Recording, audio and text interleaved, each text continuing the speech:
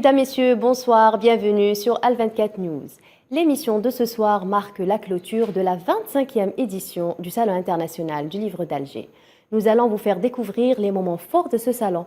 Entre conférences, débats, entretiens avec les auteurs, nous vous embarquerons dans l'univers de cette incontournable manifestation littéraire d'une ampleur internationale. Et pour commencer ce round-up spécial SILA 2022, intéressons-nous au virtuel qui s'est invité au salon, avec la mise en place d'une application mobile permettant une visibilité des exposants, facilitant ainsi l'accès au salon, ou encore l'achat en ligne des livres. Plus de détails avec Amira Bédjan.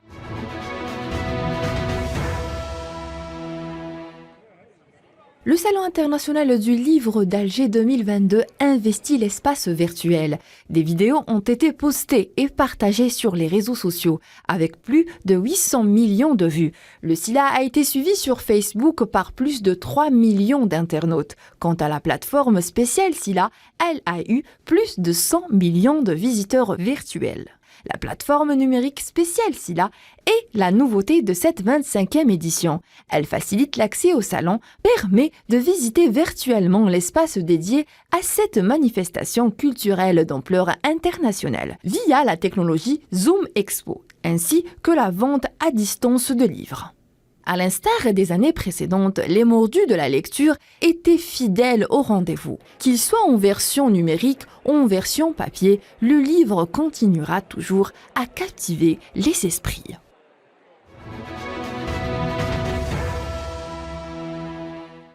À l'occasion du 60e anniversaire de l'indépendance de l'Algérie, la thématique choisie pour cette 25e édition est le livre passerelle de mémoire. L'Italie était à l'honneur, proposant un large panel d'œuvres littéraires, mais pas seulement. Une multitude de conférences se sont tenues sur plusieurs volets avec comme pilier l'axe mémoriel, où des débats lecteurs-auteurs nous ont fait rêver. Je vous propose de les découvrir avec Sofiane Baroudi. L'espace SILA a accueilli une conférence débat modérée par Nordine Azzouz autour du thème de l'histoire, animée par le professeur Dahoud Jerbel, auteur du livre Les Mémoires de l'Akhdar Ben Taoubal. Le premier tome, intitulé Mémoires de l'intérieur, a eu une grande résonance. Si Abdallah est en effet un personnage majeur dans le mouvement révolutionnaire algérien.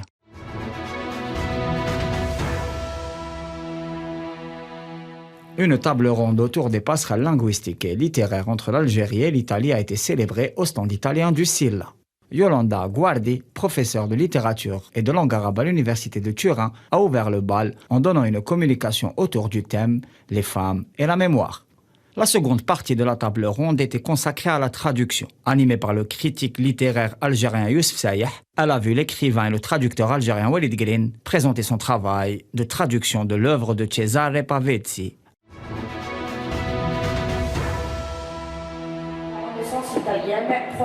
La salle de conférence SILA a accueilli un programme dédié aux passerelles culturelles entre l'Algérie et l'Italie, ouvert par une table ronde sur la littérature, avec au menu différentes formes d'expression et la traduction conçue comme la matrice du rapprochement entre les peuples. Le cinéma italien a eu la part belle, principalement la coopération et la coproduction dans l'industrie cinématographique entre Alger et Rome. Salim Agar, expert de la sphère cinématographique et réalisateur d'un documentaire sur le film mythique La bataille d'Alger, a évoqué les différentes dimensions du florissant partenariat entre l'Algérie et l'Italie dans le 7e art. Parmi les exposants du Salon international du livre d'Alger, l'édition ANEP a pris comme intitulé « Enjeux mémoriels ». L'ANEP était à l'honneur par ses écrivains lors de l'émission édition spéciale présentée par Leila Gertal, dont voici quelques extraits.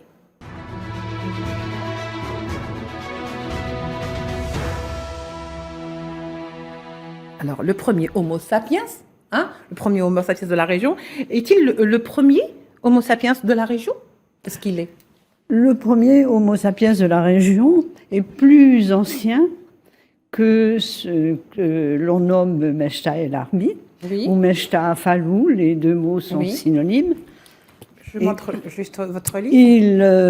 Il remonte à environ 300 000 ans à l'heure actuelle. Mais nous avons le triste privilège actuellement, grâce aux datations absolues, de voir les choses remonter dans le temps de plus en plus haut. Et en moins de 10 ans, nous sommes passés de 80 000 à 300 000. C'est un grand pas.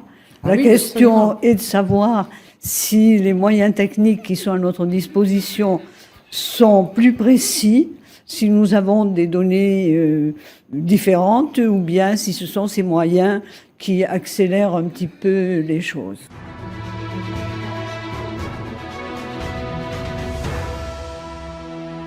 Ça a été une véritable stratégie, les enfumades et les exactions diverses et surtout le génocide contre les populations, puisque je me suis intéressé au sujet, j'ai visité quelques grottes et j'ai discuté avec un peu les rescapés ou les descendants des rescapés. Oui. Et je m'aperçois que j'ai pu identifier au moins 10 types d'enfumades faites entre le Dahra jusqu'au niveau de la région de Kolo, en passant par les Aurès et la Grande Kabylie.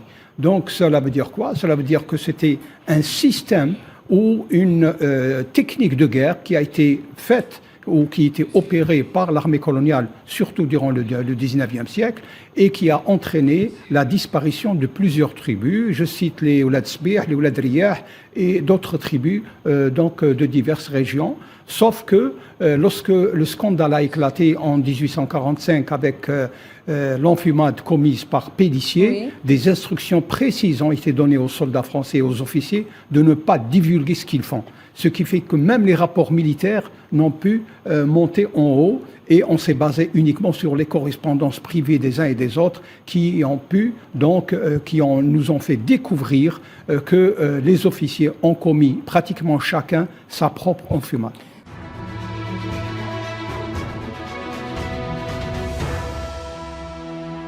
Problème avec l'islam en France en ce moment, dans la manière de le regarder. Et je voulais m'offrir au moins l'occasion, le temps d'un roman, de porter un regard généreux, intéressé, voilà, approfondi sur la culture musulmane. Alors, avec le décalage chronologique, le fait que c'est pas évident parce que c'est une culture c'est la culture une culture du 19e siècle qui n'est plus la même. Il y a des cérémonies qui se pratiquaient, qui ne se pratiquaient plus, comme le grand pèlerinage du Djebel Bous qui se faisait tous les étés dans les Aurès. Mais voilà, enfin c'était une aventure à la fois géographique puisque j'ai pu aller là-bas, visiter les lieux, et aussi spirituelle parce Oui. que du coup je me suis initié à beaucoup de sujets que je connaissais mal avant.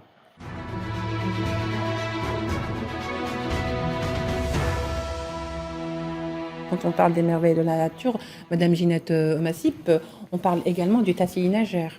Pardon. On parle également du Tassilinagère. On passe Une des plus souvent, grandes merveilles, très n'est-ce souvent pas? du Tassili, qui a la particularité de conserver un nombre phénoménal de Oui. peintures et de gravures. Est-ce qu'on peut le considérer comme un berceau finalement de l'histoire algérienne aujourd'hui en ce concernant l'Antiquité? Non, je dirais Oui. que c'est un berceau de l'histoire égyptienne. Oui. Et dites-nous non pas pourquoi. algérienne. Oui, dites-nous pourquoi. Ah oui, oui, oui.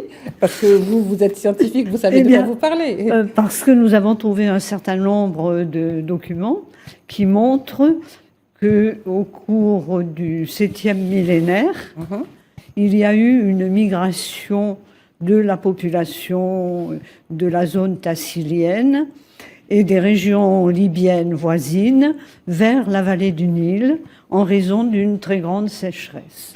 Oui, ce qui démontre. Et ceci avant donc la montée de la civilisation égyptienne.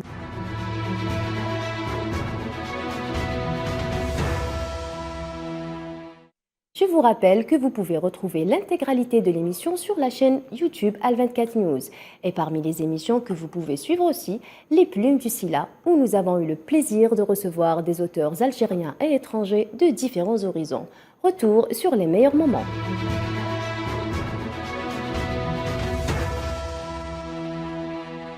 Et l'Afrique du Sud, pourquoi cet intérêt? C'est un pays qui m'a toujours fasciné, de par son histoire, de par l'histoire de l'apartheid et par rapport à la question des Noirs sud-africains. Et j'étais très sensible à leur souffrance en tant qu'être humain.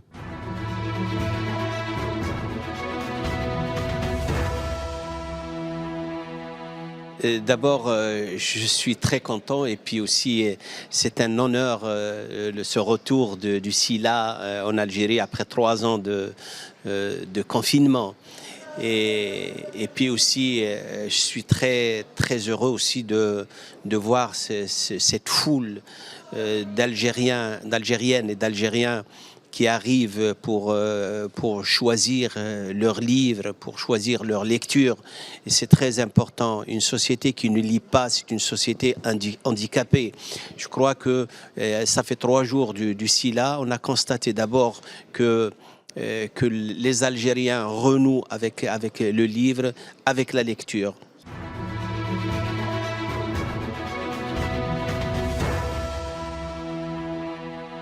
Donc, je pense que notre génération ne devrait pas, revenir sur le même sujet. On doit dépasser ces cadres et essayer, en tant que jeunes écrivains africains d'expression française, d'être plus dans la recherche du beau, de l'esthétique, de la poésie. Et c'est quelque chose que je vois de plus en plus avec les mouvements de slam au Mali, au Sénégal, en Côte d'Ivoire, où de jeunes se sentent légitimes de parler d'amour, de parler de désillusion, de parler de tristesse. Ce sont des thèmes que j'ai envie de retrouver et je pense qu'il y a toute une jeunesse maintenant qui est en pleine effervescence et qui comprend que l'écriture peut également parler d'autre chose que d'engagement.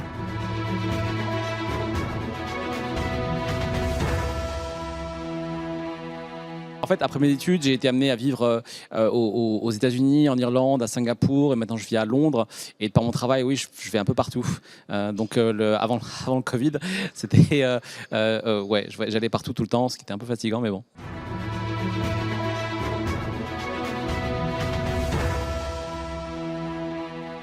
Comme vous le dites, ça fait beaucoup de premières. C'est mon premier livre, mon premier salon du livre en tant qu'auteur et ma première séance de vente dédicace.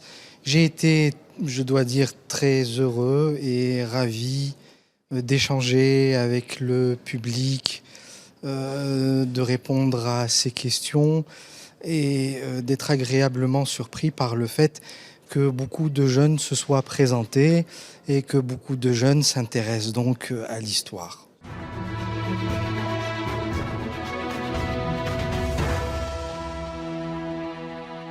C'est parce qu'on sait qu'il y a de l'autre côté le revers de la douleur, le revers de la souffrance. On est heureux par rapport à ce qu'on voit de l'autre ou par rapport à ce qu'on connaît de l'autre.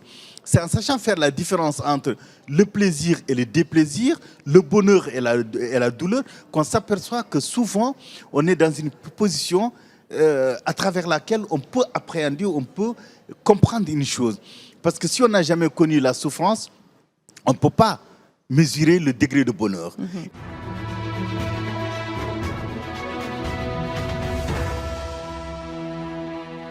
Il y a une chose, une seule qui m'a poussé vers cette publication qui existe aujourd'hui. Ce n'était qu'un rêve dans ma tête.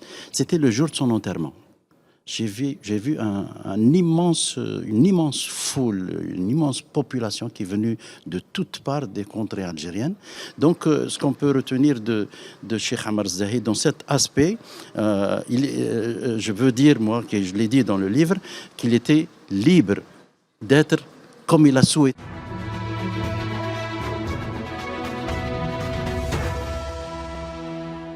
Vous aurez aussi l'occasion de suivre dans les prochains jours d'autres numéros inédits sur Al24 News.